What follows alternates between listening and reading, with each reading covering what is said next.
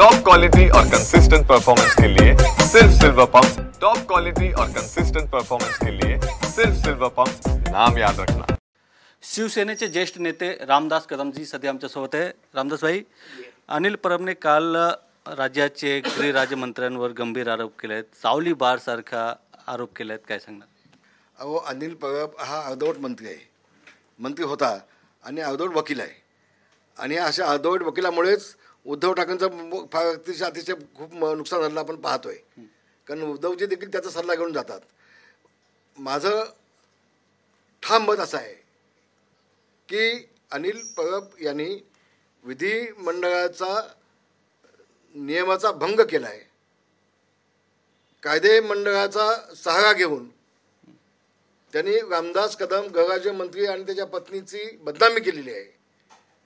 सभागृहात त्यांनी चुकीचं ॲक्ट दाखवून त्यांनी चुकीचे आरोप केलेले आहेत। खरं तर सावली बाग हा 90 सालापासून चालू आहे। होय, माझ्या पत्नीच्या नावे लायसन्स आहे ना, व्यवसाय करणं काय गुन्हा नाही ना, आहे ना, आणि 90 सालापासून आहे तो, म्हणजे 25 आणि 10-35 वर्षापासूनचा आहे, आजचा नाही आहे। हे मुख्यमंत्र्यांना देखील माहिती आहे। असं असताना तिथे डान्स बार होत नाही, तिथे लायसन्स जे होतं त्याचं ते ऑर्केस्ट्राचं होतं आणि मुली तिथे काम करत होत्या, त्या वेटर म्हणून काम करत होत्या। 14 मुलींचं लायसन्स वेटर म्हणून आहे। त्या 22 मुली पकडल्या, त्या आदल्या रात्रीच्या मुली तर होत्या, त्यांनाही सोबत पोलिसांनी पकडलं आहे आणि त्याच्यामुळं डान्स बार तिथे नाही। मात्र एका गिराकाने एका मुलीवरती पैशाची उधळण केली, ही गोष्ट सत्य आहे। आणि हे ज्या वेळेला आपल्या हॉटेलचा गैरवापर केला जातोय, नियमबाह्यपणे वापर केला जातोय, हे जेव्हा आमच्या लक्षात आलं त्यावेळेला आम्ही ताबडतोब त्या सेटीला जो चालवणारा अग्रीमेंट त्याला करून दिली होती त्याला ताबडतोब बाहेर काढला, त्याची अग्रीमेंट कॅन्सल करून टाकली। त्याची लायसन्स होती दोन्ही त्या मुलींची, नोकरींची आणि ऑर्केस्ट्राची, हे दोन्ही लायसन्स आपण पोलिसांच्या ताब्यात देऊन टाकली, ती रद्द करून टाकली तात्काळ, आणि ते हॉटेल पण बंद करून टाकलं। कारण अशा पद्धतीचे बदनामीचे पैसे त्याची आम्हाला आवश्यकता नाही। आम्हाला देवानं परमेश्वरानं खूप दिलेलं आहे, खूप दिलेलं आहे। मात्र यामध्ये एक गोष्ट स्पष्ट आहे, अनिल परब यांनी जो कायदा सांगितला तो बॉम्बे प्रोव्हिजन ॲक्ट खाली जो कायदा आहे तो त्यांनी सांगितला, चुकीचा कायदा सांगितला तो। खरं तर ऑर्केस्ट्रा जो आहे तो of screen dance in hotel 2016 कलम 8 मध्ये त्यामध्ये स्पष्ट म्हटलं आहे की जो इसम तो चालवतो ॲग्रीमेंट करून त्याचीच ती जबाबदारी आहे, मालकाची नाही, मालकाची नाही। पण हे लपून ठेवून अनिल परब यांनी मालकच कसा दोषी असतो ते सांगायचा प्रयत्न केला आणि आमची बदनामी केली। विधिमंडळाचा उपयोग त्यांनी गृहराज्यमंत्री, माजी मंत्री आणि त्याची पत्नी यांची बदनामी करण्यासाठी केलेला आहे। अनिल परबनी आपल्या मालकाला खुश करण्यासाठी असे बेफाम आरोप करायचे, कायद्याची माहिती असताना सुद्धा। आणि म्हणून आम्ही नियमाप्रमाणे, कायद्याप्रमाणे 30 वर्षापासून 35 वर्षापासून त्या सेटीला अग्रीमेंट करून दिली होती, तो चालवत होता, त्यांनी बेकायदेशीर काम केलं। हे ज्यावेळेला पोलिसांनी लक्षात आणून दिलं, ताबडतोब त्याच्यावरती कारवाई केली, त्याला बाहेर काढला, अग्रीमेंट कॅन्सल करून टाकल्या, ते लायसन्स जे होते ते दोन्ही लायसन्स रद्द करून टाकलं आणि हॉटेल पण बंद करून टाकले। आम्ही हे असे चुकीचे धंदे करीत नाही। बरोबर, तुम्ही बदनामी केल्याचे आरोप केले आहेत अनिल परबवर, लीगल नोटीस वगैरे तुम्ही पाठवणार आहेत का? आम्ही वकिलाचा सल्ला घेतोय, कारण विधिमंडळामध्ये तो बोलला आहे। विधिमंडळामध्ये संरक्षण किती असतं त्याची माहिती आम्ही घेतोय सचिवांकडून विधिमंडळाच्या, आणि मग त्याला आम्ही नोटीस देऊ, की विधिमंडळाचं संरक्षण किती असतं ते बघू। पण याचा अर्थ असा नाही की विधिमंडळाचा उपयोग कुणाची बदनामी करण्यासाठी कसाही करायचा, असं भविष्यात होता कामा नये। मालकाचा तिथं संबंध येत नाही, तिथे चालकाचा संबंध येतो आणि चालकाच्या ऐवजी माझ्या पत्नीची आणि गृहराज्यमंत्री त्याला जबाबदार धरा आणि त्याचा राजीनामा द्या। म्हणजे यांना इतकी घाई लागली की रामदासांच्या मुलाचा राजीनामा कसा घ्यायचा याच्या आधी देखील प्रयत्न केला। दापोलीमध्ये येऊन आपल्या मालकाच्या माध्यमातून उद्धव ठाकरेंनी अनिल परबच्या खांद्यावर बंदूक ठेवून दापोलीत देखील योगेश कदमला संपवायचे प्रयत्न केले होते, पण ते सफल झाले नाहीत।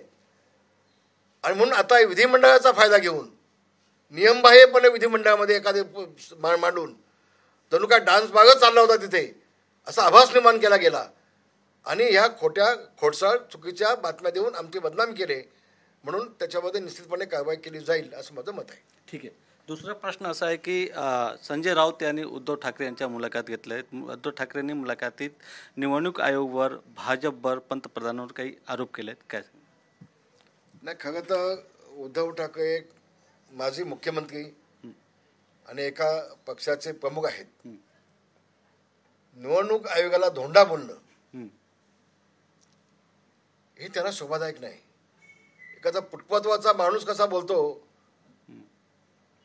गुंडा, अशा पद्धतीनं गुंडशाहीची भाषा करून निवडणूक आयोगाला बोलणं हे मला वाटतं उद्धव ठाकरेंना शोभादायक नाही. पंतप्रधानांच्या वरती टीका करणं हे शोभादायक नाही.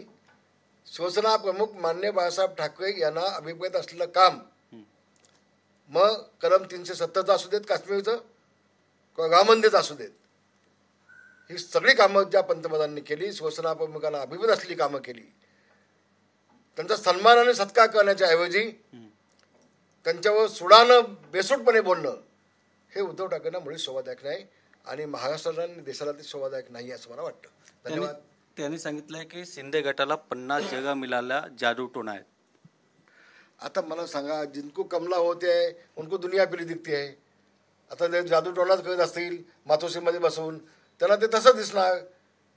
ते जेव्हा वर्षा बंगला सोडून गेले तेव्हा टोपलीवर लिंब मिळाली वर्षा बंगल्यावरती. लिंब कधी मिळतात? जादू टोनाचा भाग आहे तो. आणि मग ते स्वतः जादू टोना करतात म्हणून एकनाथ शिंदे बदनाम करत आहे, त्यातला हा भाग एक आहे. बोला. त्यांनी सांगितलं की ठाकरे ब्रँड नाही तर हिंदू अस्मितेची ओळख आहे. अरे बाबा, ठाकरे ब्रँड काँग्रेस सोबत गेल्यानंतर, सोनिया गांधी सोबत गेल्यानंतर हा ठाकरे ब्रँड कसा होऊ शकतो मला सांगावं. शरद पवार साहेबांसोबत गेल्यानंतर ठाकरे ब्रँड कसा होऊ शकतो. शिवसेना प्रमुख जो पण होते तो पण तो ठाकरे ब्रँड होता, तो हिंदुत्वाचा ब्रँड होता. पण हिंदुत्व सोनिया गांधीच्या पायाशी घाण ठेवल्यानंतर आता ठाकरे ब्रँडचा प्रश्न येतो कुठे? नाही ना. लोकांची दिशाभूल करत आहेत, चुकीचं बोलत आहेत, लोक फसणार नाहीत. खरी ओळख लोकांना उद्धव ठाकरेंची झालेली आहे. धन्यवाद. हनी ट्रॅपचा एक मुद्दा आहे, जोरदार चर्चेत आहे. वडेट्टीवार यांनी आरोप केले आहेत की हनी ट्रॅपमुळे सत्ता पलट झाली तत्कालीन. बाबा, ते काय ती तलवार म्हणजे हवेत तलवार चालवण्यापेक्षा काय तुमच्याकडे असं तर द्या ना. तुमच्याकडे काय बाप दाखवायला तर साध्य घाला, काय तर द्याल की नाही? द्या आणि मग बोला ना. फक्त एकनाथ शिंदे तुम्हाला सगळ्या ठिकाणी असा दिसतोय तर त्याला जिथं मिळेल तिथं कशी बदनाम करता येईल हा एकच मी काय तुमचं चाललाय बाबानो. तर काय तुमच्या हातात असेल तर तुम्ही द्या, मग लोकांना जनतेला पण कळेल. फुकटचं तोंड चूक घेण्यापेक्षा, वडेट्टीवार माझे मित्र असल्यामुळे मी त्यांना वेगळा शब्द वापरत नाही, पण माझे मित्र म्हणून त्यांना सल्ला आहे, आपण कागदपत्र, आपण विरोधी पक्षनेता होतात, आपण कागदपत्र सगळं दिलं पाहिजे, आपण फोटो दिले पाहिजेत, सगळं केलं पाहिजे आणि मग बोललं पाहिजे. असं वडेट्टीवार हवेत बोलून चालतं का कुठं? माझी मित्र म्हणून त्यांना विनंती आहे, द्या कागदपत्र काय असेल तर, लोकांना कळेल. धन्यवाद. एकनाथ शिंदेनी सांगितलंय की 2017 मुंबई महानगरपालिकेचे जे महापौर पद आहे, एकनाथ शिंदेनी देवेंद्र फडणवीसकडे विनंती केले होते, त्यानंतर त्यांनी शिवसेनेला दिलं होतं. असं काही झालं होतं का? नाही, याबाबतची मला माहिती नाही. मला एकनाथ शिंदेचा मला विचारावं लागेल, मला कल्पना नाही त्याची. धन्यवाद. जय महाराष्ट्र. व्हिडिओ जर्नलिस्ट हरीश नेगीसह गोविंद ठाकूर, TV9 मराठी, मुंबई.